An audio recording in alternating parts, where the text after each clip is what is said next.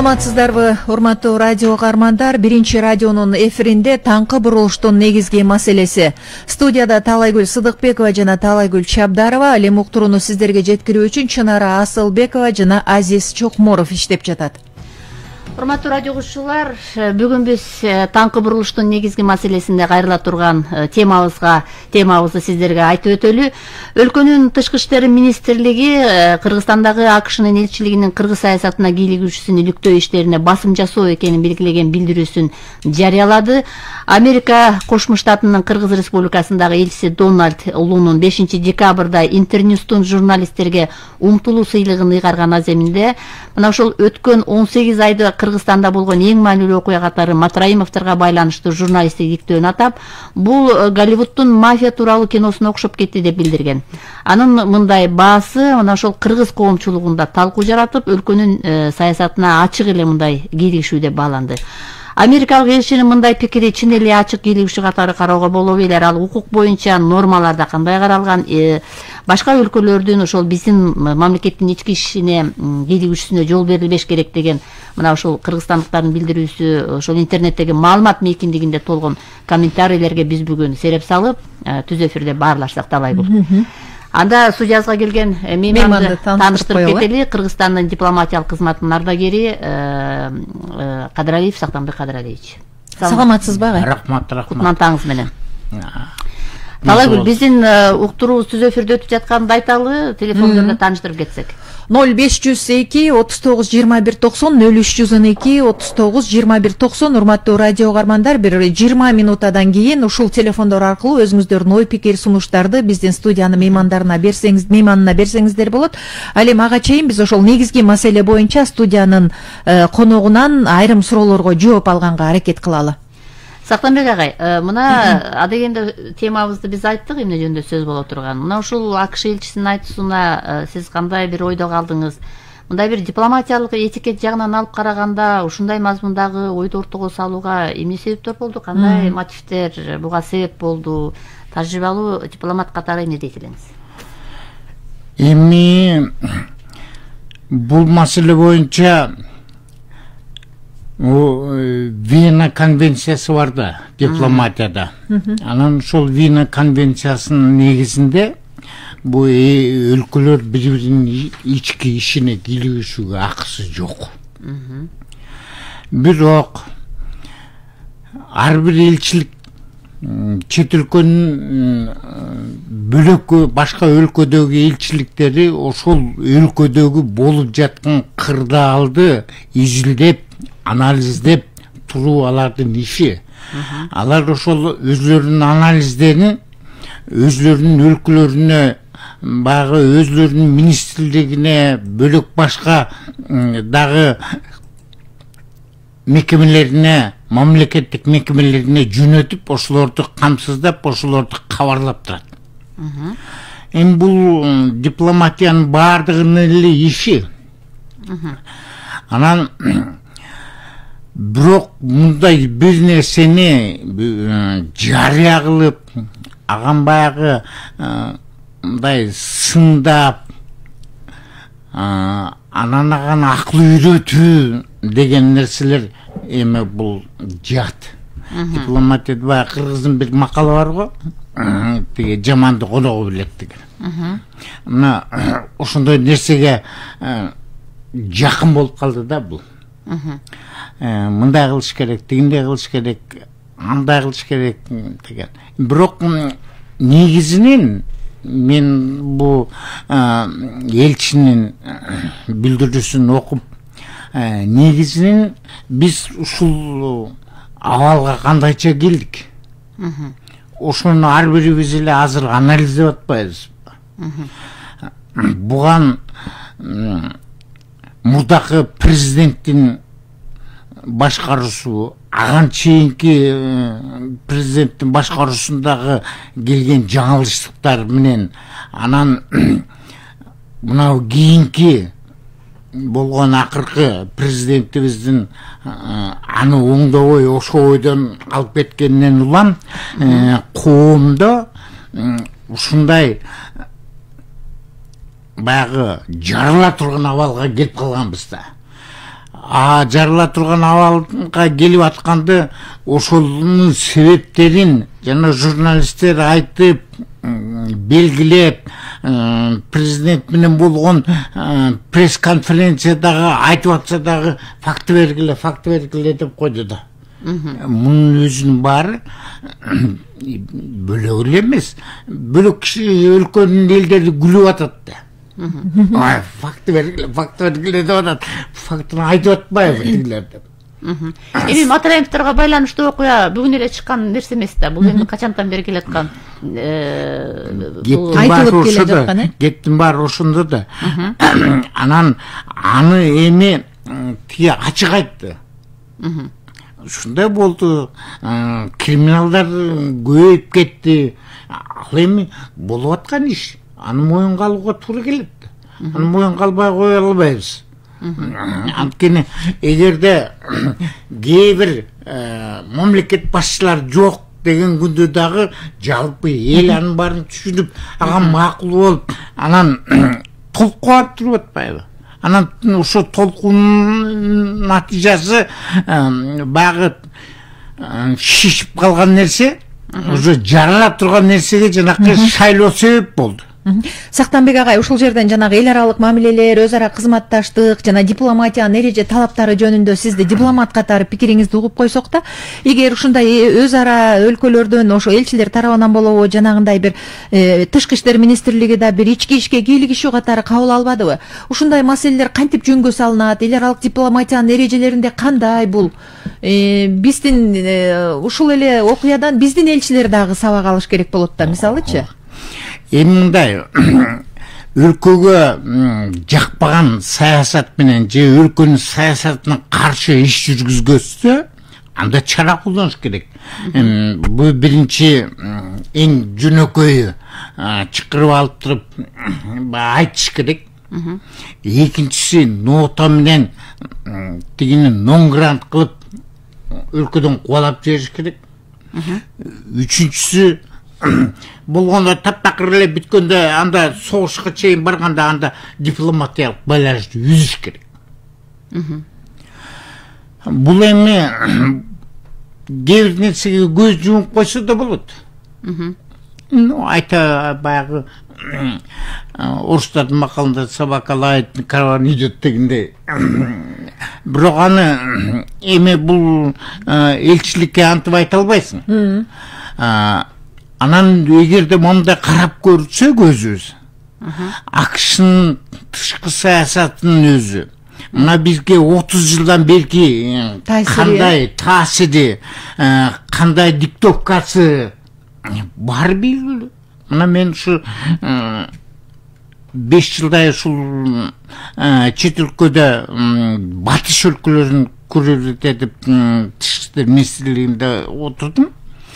Мына ошондо билем да, мен эми жумасына бирден элчи менен болбосо дагы элчинин орун басары менен жолугушуп, макулдашып, ошол эле мезгилдеги жанакы түрмөдө жаткан саясий куугун дегендер боюнча, андан кийин мына эле Ганси боюнча, Гансинин ичиндеги чыр-чатактар боюнча, бул шаардын ичинде болгон жаңжал, бирөө биздин жарандарды сүзүп кеткендер болгон ушундайлар. Мына ушулардын баары боюнча, ушундай маселелер боюнча эми жума сайын талкуулап, жума сайын ушул маселелерди талкуулоо жолу менен чечип келдик.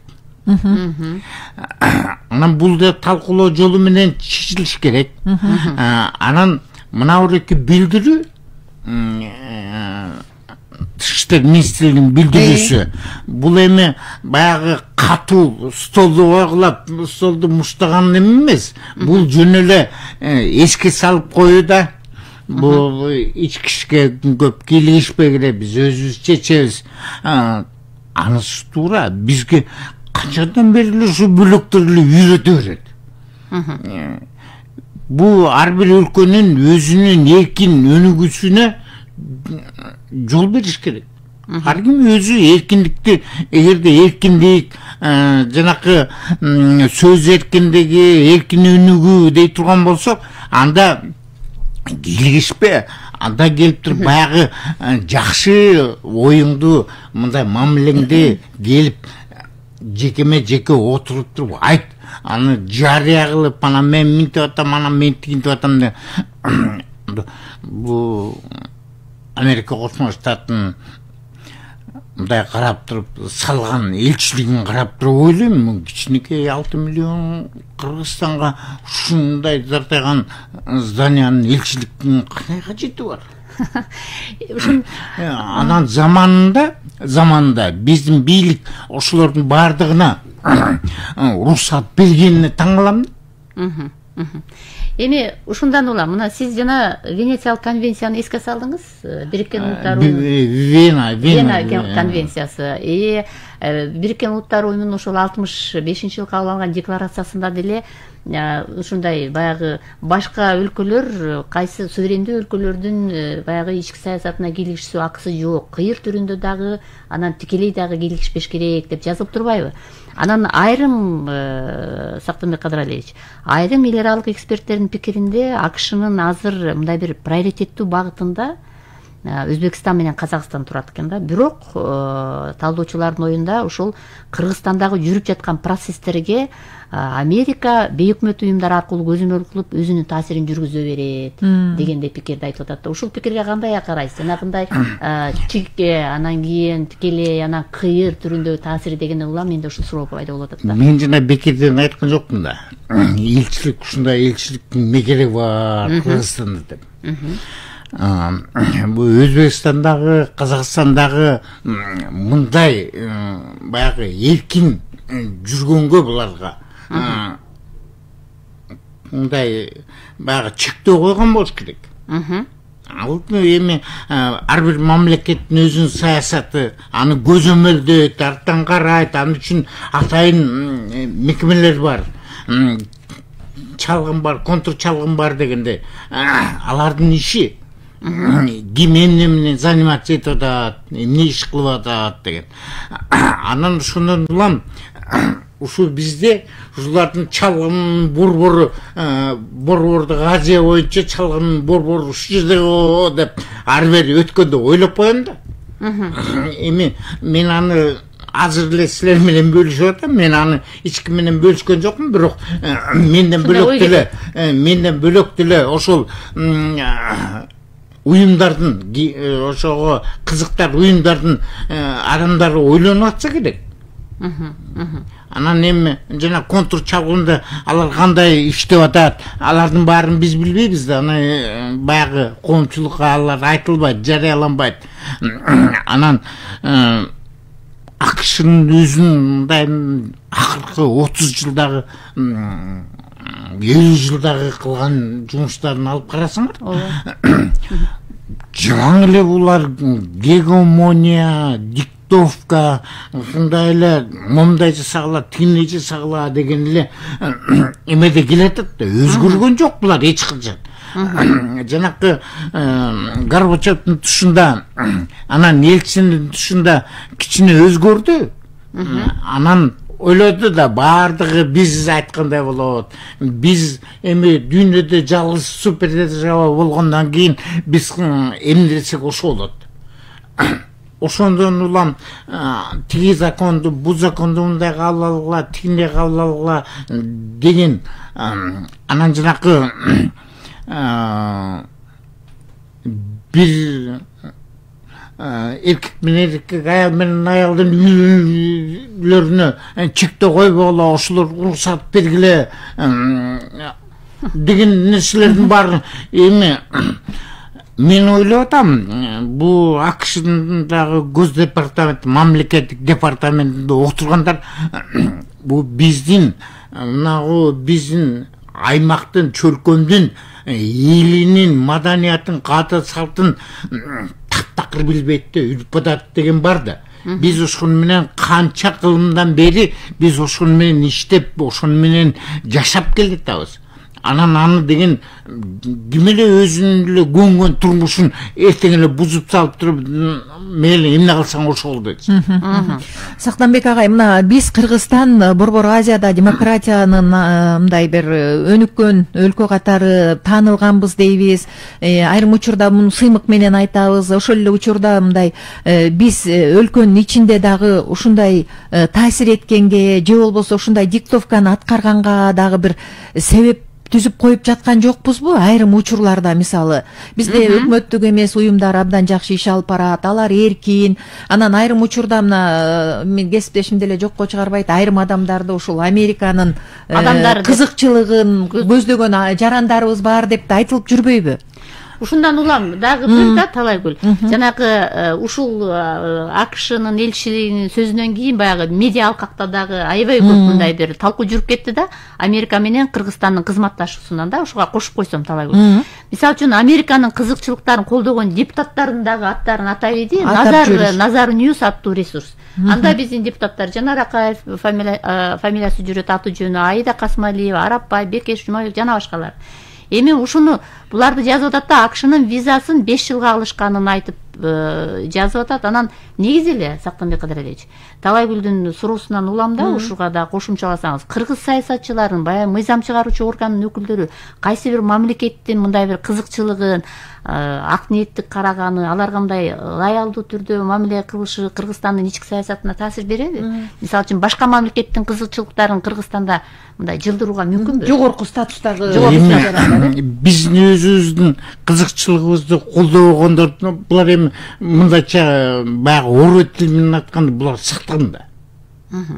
Элдин кызыкчылыгын сатып, бөлөк элдин, бөлөк өлкөнүн кызыкчылыгын түтүп атпайбы? Бул эми медиа алкактагы жазгандарды окуп да.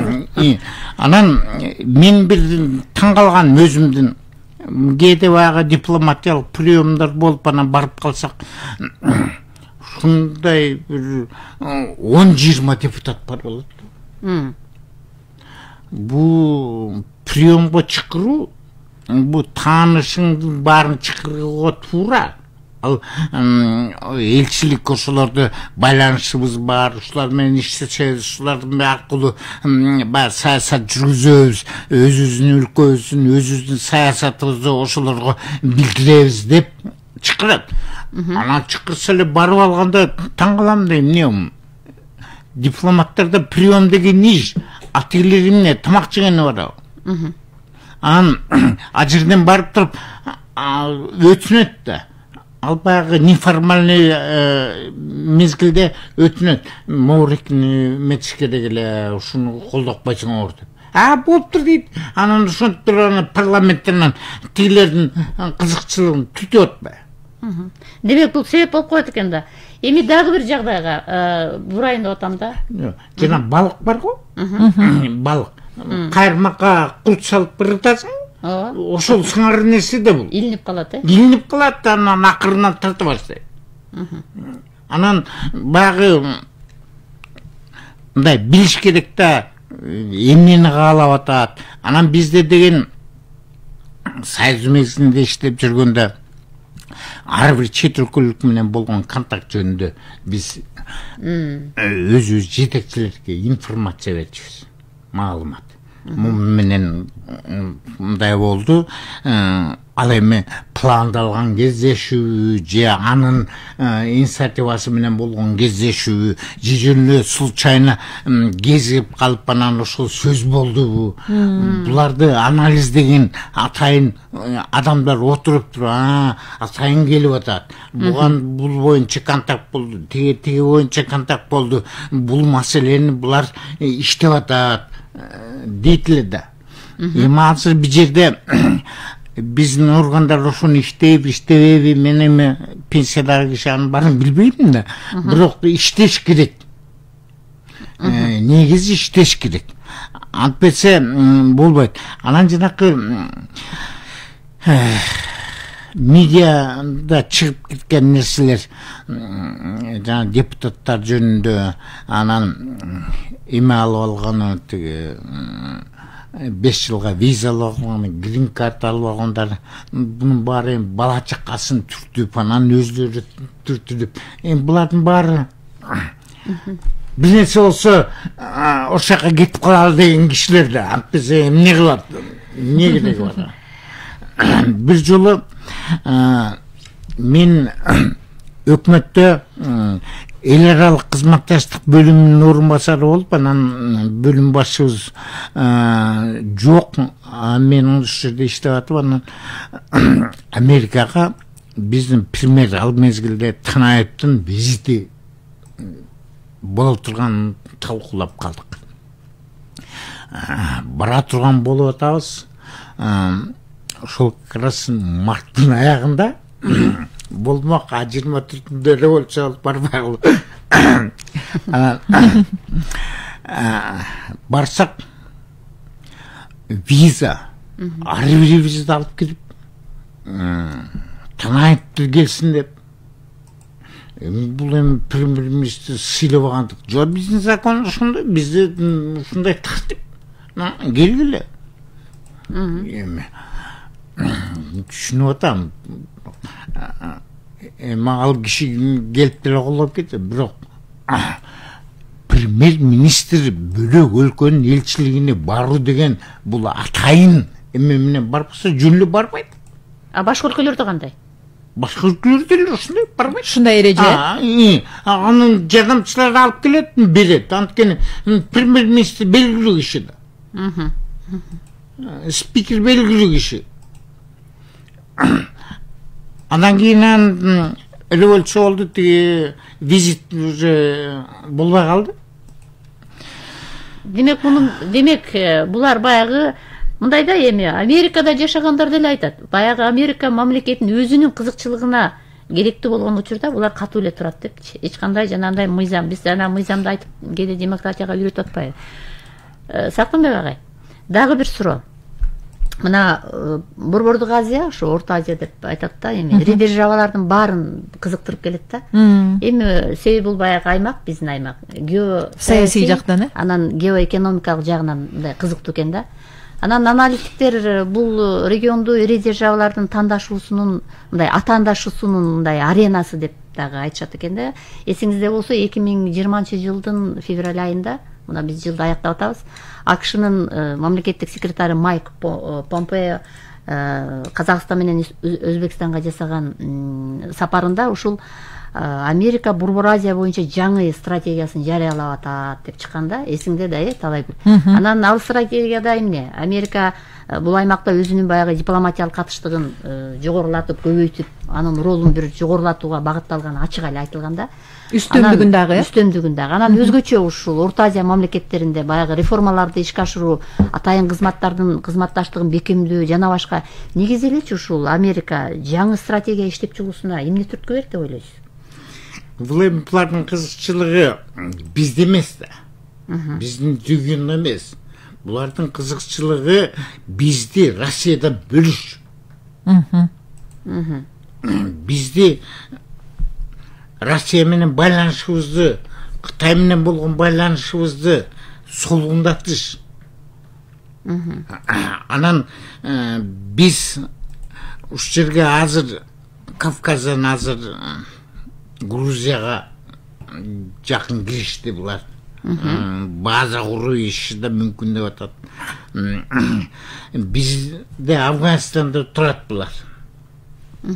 Бул региондо эми илгертеден бери баягы Союз мезгилинде, илгертеден эмес, Союз мезгилинен бери бизде коопсуздук үчүн биздин аймагыбызды бир диктүү жанакы чатыр, коопсуздук чатыр кайтарат да. Анткени душман самолетту келатканда уже белгилүү баягы линия. Ошондой нерселерге бизге келип алса булар, аларга Россиянын кызыкчылыгы тарый баштайт да. Булар бизге жардам эмес, бул Россияны муунту, Кытайды муунту деген өздөрүнүн баягы геосаясаты бар да. Мына Советтер Союзунун мезгилинде Компартиянын пландары бар эле. 7 жылдык план, андан кийин 5 жылдык план деп. Мына буларда дагы ушундай план бар, көп жылга эсептелген. Муну мындай кылабыз, ушун шахматтын ойуну да. Натыйжасында бирөөгө мындай сук куруш керек. Ошонун өзүндө дагы бир топ кийил киши бар да, мен ушу суроону ошонун баары мен айтайын дегеним, Америка ошол көп жылдан бери дүйнөдө үстөмдүк кылуу саясаттан кайтелек да. Булар экинчи дүйнөлүк согушка чейин эле ошол Россияны жаңы Совет өлкөсүн муунтуп жоготуу менен оюнда болуп келген. Анан кийин булар аргасыздан Советтер Союзу менен байланышууга келди. Себеби тарыхта өзүңөр билесиңер, бул Францияны Гитлер басып алгандан кийин анан Англияга чабуул жасап, абадан бомбалап тургандан улам булар түшүндү. Булардын четчидин саясаты тиги Гитлерди Советтер Союзуна багыттап, анан Советтер Союзун бөлүү эмес беле. Анан булар деген баягы пирогтон кургалган атпайбы? Анан ошого байланыштуу дегенде Европага келиштин бирден бири. Анан өзүңөр билесиңер, Берлинди ким алат деген маселе боюнча тилер шашылып бери карай келип, советтик аскерлер болсо чыгыштан батышка карай жантылашып баргандагы Берлинди алгандан кийин булар ошондо дагы токтогон эмес да. Ошондо дагы атомный бомбаны жасап, анан аны Тегеранда аны айтып, атайын айтпай, баягы сөздүн арасында таштап коюп, анан Сталин ошол мезгилде бул болбойт, уже угроза дегенге чейин барбадыбы. Эми ушундай эле намек менен угроза кылыш мүмкүн. Эмне үчүн ошону угроза, коркунуч деп кабыл алсак, ар бирибиз кабыл алабыз. Анан эми Ильчин ушуга байланыштуу. Булар ошондон берки келген саясаттан кайтелек да булар. Алып көргүлө. Эмне болду Ирак? Эмне болду Ливия? Баары бир кырдаал татаалдашты. Булар кийлигишсе деле анын аркасы дайым эле кыйроо менен. Ооба, кыйроо менен азыр эми буларды чыгара албай атат. Чыгара албай анткени булар кетпейт. Сирияда Асад кел деп Россияны чакырды. Россия тиги ийгилерди талкалап берип жардам кылып атат. Бирок ошол эле мезгилде булар жанакы нефти эмелерин бербей өздөрүнүн аскерлерин коюп алар тышып кетип атпайбы? Эми бул сакчыш керек эле. Ал деген Сириянын менчиги. Бирок алар каалагандай тышып кетет. Урматтуу угармандар, эсиңиздерге салып коелу, биз бүгүн дипломатиянын ардагери Сактанбек Кадыралиев агайыбыз менен маектешип жатабыз. 0502 39 21 90, 0312 39 21 90. Азыр бизде байланышта угарман бар экен, кабыл алып коелу. Саламатсызбы? Саламатсыз. Саламатсызбы? Угуп атабыз сизди. Бизге саламалайкум Төрөкан. Эми Кыргызстан экономикалык өнүгүш үчүн, эл аралык кадыр баркын сакташ үчүн дүйнөдөгү мамлекеттер менен мамилеси жакшырыш керек. Эми бир болор маселени кагылышууларга чейин түртүп көтөрүп чыгарганын ордуна ошол америкалыктар менен байланышты ошолор бизге кызыгып аткан болсо, аларды бир пайдалуу жакка жумшап, алардан анчамызды жардам алууга Жана ошондой алар менен байланыштуу түзүүгө аракеттери жасаган оңой эмеспи? Аларга карама каршы көтөрүлгөн ордуна. Эгерде бизге демократия керек болсо, мына евродемократия турат. Европа менен байланышып, демократияны алардан деле үйрөнө боло берет. Ал эми америкалыктар менен карама каршылыкка барганын ордуна экономиканы жакшыртуу аракети жасаган оңой деп эсептейм мен. Рахмат сизге, Сактанбек агай. Ушул эле мына биздин угармандын пикири боюнча жакында эле Тышкы иштер министри Руслан Казакбаев АКШнын элчиси Дональд Улу менен видео байланыш аркылуу сүйлөшүп, анан эки тараптын өз ара экономикалык кызматташтык, ар тараптуу соода жүгүртүүнүн көлөмүн жогорулатуу маселелерин да талкуулашпадыбы? Демек, жогоруда угарман айтып жаткан маселе ушул да. Эки тараптуу бир иштиктүү мамилени улантууга болгон аракет деп бааласак болобу?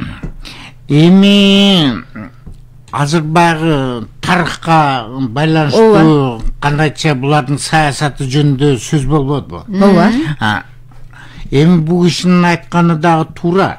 Биз азыр эки өлкө менен жана биз дайыма бул Тышкы иштер министрлиги айтып келататын бул көп тараптуу байланышта, көп тараптуу саясат алып барышыбыз керек.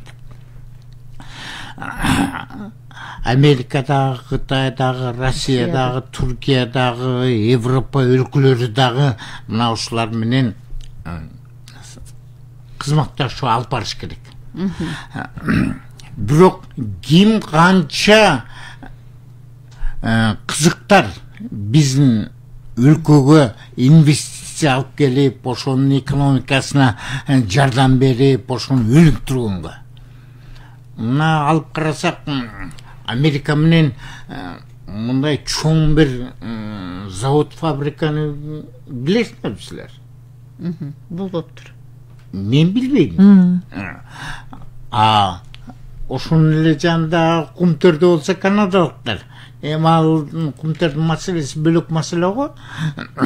Анан негизинен Туркия, Россия, Кытай ушулар деле келип инвестиция кылып биздин экономикабызды өнүктүрүүгө жардам берип атпайбы? Андан кийинки демократия боюнча. Эгерде демократия жөнүндө сөз кыла турган болсо, Кыргыздын демократиясын өткөн демократия жок. Тиги илгерки тарыхы бар демократия жок. Демократияны мына алып көрсөңөр, ар бир уруу башчы өзүнүн аксакалдары менен кеңешкен. Анан баягы чоң сырткы коркунуч келгенде кыргыздардын баары, урлардын баары бирге калып, бирөөнү баш шайлап, анан бир жеңден кол бир жакадан баш чыгаралы деп булар сүйлөшкөн. Эми дагы бир нерсени айткым келип атат да. Демократия дегенден өзүн кээ бирде калгандай сүйлөй берсек деп түшүнүп калды эл. Азыр мына бир соц сайттарда карасаңар, эмнени гана жазбайт. Тим эле оозго келгис сөздөрдүн баарын жазат. Ачык болуп калды. Эми кээде мен жазып калам ушу, атаң окуйт, энең окуйт, карындаштарың окуйт, эжелериң окуйт, бир туугандарың окуйт, кичине бир ардам берип жазбайсыңбы деп. Эми бул эми демократия эмес. Демократияны кандай түшүнөбүз? Демократия деген жоопкерчилик. Сенин баягы праваң, укугуң, андан кийин сенин жоопкерчилигиң. Өкөттүн бап келиш керек да. Анан ушунда сен өзүңдүн укугуңду билесиң, жоопкерчилигиңди билесиң. Анан эле жок, демократия деп эле анан эле көрүнгөндө эле кыйкырып эле этегиңди түрүп алсаң демократия болот. Дагы бир жагдайда Сактанбек Кадыралиевич, мына азыр биз эми АКШнын Кыргызстандагы элчилигинин айткан сөзү биздин Кыргызстандын Тышкы иштер министрлигинин билдирүүсү боюнча сүйлөшүп атпайбызбы? Анан эми мындай да эми суверендүү өлкөлөргө ошол сиз айткан жанагы конвенцияга ылайык эч кандай кийлигишүү болбойт дегенден уламчы. Мындай дагы суроо да. Жана сот чечимдери дейли, козголгон кылмыш иштери, коррупцияга каршы күрөш, мына ушундай процесстер суверендүү өлкөлөрдүн ички саясатында бардык эле өлкөлөрдө ушул нерселер бар. Анан башка мамлекеттердин, анын ичинде ошол ири державалардын кийлигишүүсү ушундай жагдайда. Бул бардык өлкөлөрдө бар да, ошол эле коррупцияга каршы күрөш бардык өлкөлөрдө жүрүп аткандыр, ошол эле сот чечимдери болуп аткандыр, андай нерселер бардык өлкөлөрдө бар да. Ошон үчүн бул баягы биздин баягы ири держава болуп, ири өлкө болгонубуз үчүн таасирибиз да бар, анан укугубуз да бар дегенди билдирбейт да. Эми эгерде коррупцияга каршы жардам берели десе, анда жүрбөйбү качып кеткен биздин ууру депутаттар, министрлер, ошолордун көпчүлүгү эле Америкада жүрбөйбү? Сиз айттыңыз го ушуну, олигархтарды бизге кайтарып берүүгө үлгү жасабайбыз. Ооба. Вот мындай кылабыз деген ордуна мына Моурекини кармап туруп алып келип бергиле. Биз ушул жерде эл соттойлу. Анан ошондо бизге коррупцияга каршы күрөшкө жардам берген ошо да. Анан сөз менен мындай кыла, тигиндей кыла деген эми ал баягы жөнүндө айтылган сөз болуп калат да. Анан баягы түрмөдөгү абал жаман, тиги жаман, бу жаман. Эми туура андай бизде проблемалар бар. Анан баарын эле биз заңгыратып эле тиги Скандинавия өлкөлөрүндөй палата кылып туруп эле өзүнчө эле бир курорттук эле номер кылып коебуз деген азыр мүмкүн эмес. Өзүбүз эптеп жашап атсак анан аяка эме кылат белек. Анан андай эле болуп эметсе, анда мындай кылып туруп бир түрмө салып бербейби? Gücü менен Америка. Өздөрүнүн күчү менен мына биздин жардамыбыз үчүн. Анткени биз аны кура албайбыз. Салып берсин. Туура биздин баягы адам укугуна болгон алардын жардамы болсун. Бул эме боюнча, басма боюнча. Басмада бир Акаевдин тушунда басмада жанакы оппозициялык гезиттерди баспоо деп ушундай бир чыгуулар болуп калган. Басма сөз эркиндигине байланыштуу, Басма сөз эркиндигине байланыштуу. Ошондо булар бир типография берген. Азыр эми ал типография кайсы жерде эмне кылып иштеп атат экенин мен билбейт экенмин. Бирок ошондой эме берген. Анан коррупция боюнча.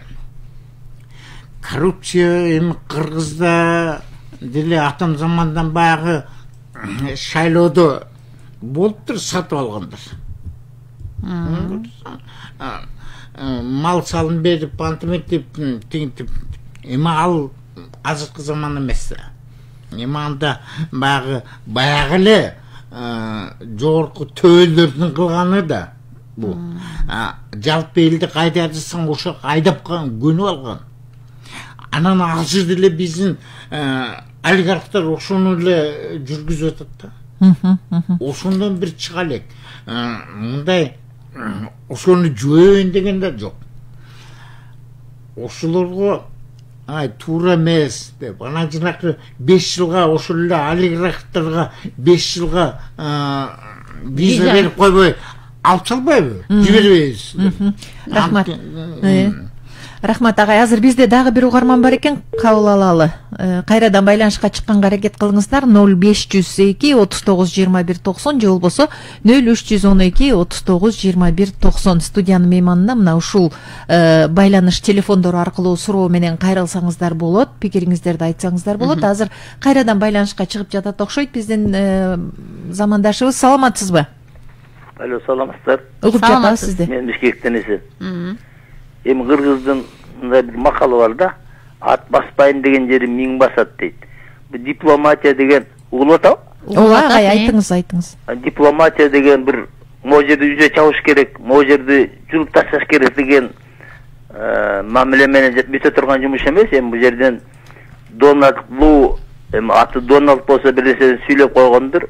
Ага чачты жула бериштин кереги жок. Ошол эле мезгилде Американын астында бөжөңдөп көндөн Америкага бир дагы өлкөгө дүйнө жүзүндө эч качан жакшылык кылган эмес, кылышы мүмкүн дагы эмес. Алардын маңызы сут ошондой да. Аны түшүнүш керек. Бул биринчиден. Экинчиден эми аны бааны биз эле кыйкырып эмес, ошо дипломаттар өзүнүн анализин мындай сереп салгандан кийин анан бир мындай желпеңдебестен ойлонуп туруп анан баа бериш керек деп ойлойм. Ушунча сөз башталгандан кийин жөн калтырып койгон дагы болбойт. Бул мен жеке оюм да. Анан эми башка улуу урматтуу адамдар эме деп айтат, аны мен айтыш кыйын. Бул биринчиден. Экинчиден жанагы демократия тууралуу сөз болуп кетти. Биз Кыргызстан демократиялуу өлкөбүз деп көкүрөктө каныбыз туура эмес. Биз демократиялуу өлкөгө окшош болгубуз келген өлкөбүз.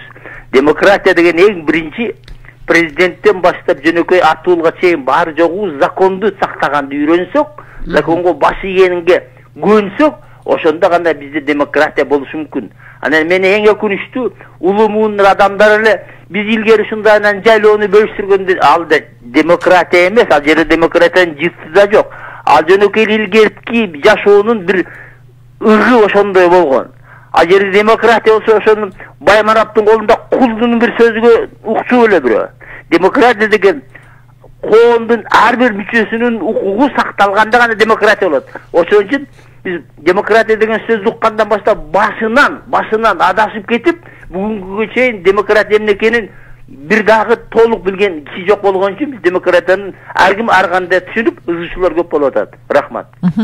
Рахмат бизди укканыңызга. Кандай дейсиз? Бул кишинин айткандагы туура. Биз анча эле кыйкырып, анан айкайлап эметиштин деле анча кажети жок деп ойлойм мен. Жеке менин өзүмдүн баамда анан дипломатияда мындай эмелер бар. Унчукпай койгон. Анан баягы кабыл алганга сүйлөшүүгө келгенде кабыл албай койгон. Болот да. Дипломатияда. Болот. Министр кабыл албай койсо посолду, элчини. Өзүнөн кийинки директор департамент кабыл ал деп койсо түшүнөт алар. Билет. Андай укугу бар айтканга. Ал жок, жасаганга укугу бар. Кабыл албайт. Мен сени кабыл албайм деп айтпайт. Эми ар кандай шылтоолор толуп атат да. Ошондой кылып баягы эме түшүндүрүш керек да. Анан азыр эми бүт баягы массалык каражаттардын баары, анан элдин баары азыр саякташып кеттик. Анан эле чуулар эмете бергенде андан пайда эле жок. Азыр мындай бирок дипломатияда жанакы ар бир элчиликтин өзүнүн ордун көрсөтүп коюу туура. Эми атайын жана айтпадымбы, ар кандай эмелер бар, нота берет, анан чакырып сүйлөшөт, анан болбосо тиги аркы министрлигине чейин нота берет деген. Алар бар. Эми бул билдирүүнү алар деле өздөрүнө мамлекеттик департаментине жеткирди. Анткени алардын иши ушундай да. Эгерде бизге каратып азыр Вашингтондо кандай реакция болсо, аны биз бияка жеткиребиз. Биздин элчиликтердин иши дагы ошондой мындай болуп атат. Эми мен азыр баягы эки тарап кайра сүйлөшөт дагы, ошол бойдон бас-бас болот. Бас-бас болуш керек, бирок жана мен сөзүмдүн башында айтпадымбы, жаманды конок ойлот. Ошондойго барбаш керек да. Америкалыктар алар бул макал билбейт да бул макалды. Анан алар баягы өзү көнүп калган гегемония ошону менен эле баягы келет. Рахмат. Дагы бир суроону угуп коелу. Саламатсызбы? Алло, саламатсыздар. Угуп жатабыз сизди. Азыр ошо саясатташып турабыз, баардыгыбыз эми ошол багытта баары сөз кылышка туура келет. Ооба. Эсен атым бейшин алып Бишкек шаары. Эсен мырза айткан сал улап айтып коеюн деп атам, ошо туура да эми бул жерде демократия дегенди туура эмес түшүнүп алып эле бала болуп атпайлыбы? Мыйзамдын чексиз бийлиги деп мына талай күлдөр угуп эле келатасыңар. Мен 10 чакты жылдан бери ушул багытта айтам, айтып калам, кээ биринде эстеп калатасыңар билбейм. Бирок мыйзамдын чексиз бийлигине биз умтулган жокпуз да. Тескери азыр бүгүнкү күнү сал тескери багытты кармап турабыз. Эл деген эл экен, эми баягы түшүнө албай атабыз. Парламентаризм деген жалпак кыргыз тили менен айтканда ушу Асан Үсөн талай күлдөр мамлекеттин ээси эч ким эмес. Бул Куранда турат, бул жөн эле айтылган сөз эмес. Ошол ээ боло албай бүгүнкү күнү чынын айтсак моюнга алышыбыз керек.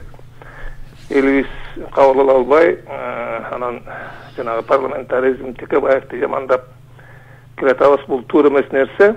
Бирок моюнга алсак жакшы болмок. Ошо ашкыла албай атабыз, кабыл ала албай атабыз, мыйзамдуу жашай албай атабыз.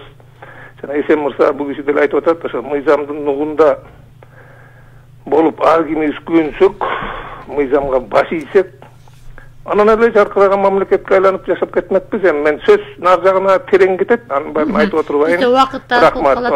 Мыйзам диктатурасы болсо эң жакшы болмок деген. Эки ай айтып бул эмес абдан туура да. Мыйзамды азыр мына азыр конституция жөнүндө сөз ушу бурулуп баратат да. Бул боюнча менин бир жазган макалам бар эле, жана багыт деген гезитке чыккан 13-жыл жазылган макала экен. Парламентаризм эрежесиз оюн эмес деген. Бул эми менин немемде сайтымда да бар. Анан парламенттик өлкө болдук, бирок толук кандуу болбой калдык да. Кеп деген мен ошондо бир салыштырма айткан экенмин. Бир нерсе кураш үчүн, машина кураш үчүн бир теге фирманын бир марканы кураш керек да. Анан грузовойду алып келип туруп жеңил машинаны грузовойго сала албайсың да. Же мотоциклде келип туруп эме кыла албайсың да. Эми ошол сыңарындай парламентаризмди жана конституцияны жазганда кандай жазыш керек? Ошону башынан аягына окшоштуруп жазыш керек эле. Анан бияктан бирди алып келип туруп анан коюп койсоң, парламентаризм болбой, анан келип туруп жанакы партиялык бизнес болуп калды да. Анан ошон үчүн бул элчинин айтып атканы дагы жанакы ушул конституция болсун, жанакы эме шайлоо, парламентте шайлоо артка жылды, бул конституцияңарды алып алгыла дегени эми туура. Ал эми биздин азыркы өкмөттүн кылып атканын алар колдоп аткан дагысы да. Колдогонун билдирип ошону айтып аткан дагысы. Ошон үчүн биз мына президенттик шайлоону өткөрүп, андан кийин мына конституциянын баарын баягы мындай жонуп, түздөп, шлифовать этип, анан кабыл алып алып туруп, анан парламентти метели, шайлайлы.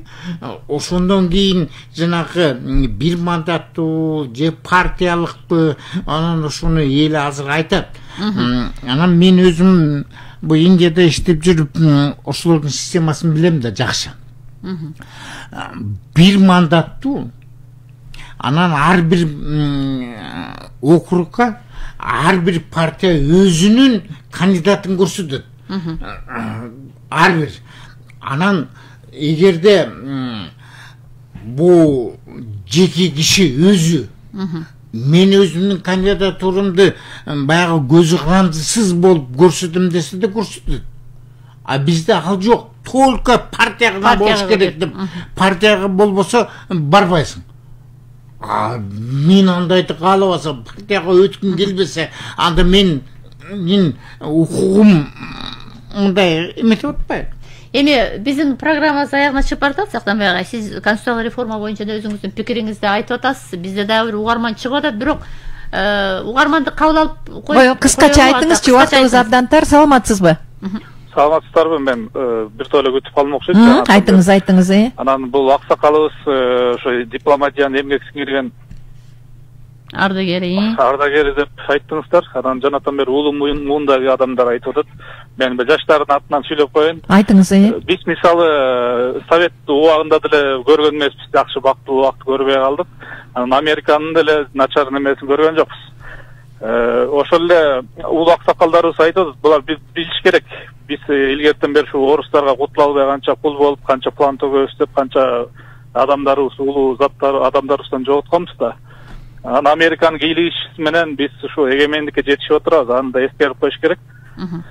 Анан бул аксакалга бир суроом бар эле. Өткөндө Руслан Казакбаев чу дегенде эле биринчи баягы Москвага барып отчет берип учурашып келмей жайыбыз бар эмеспи?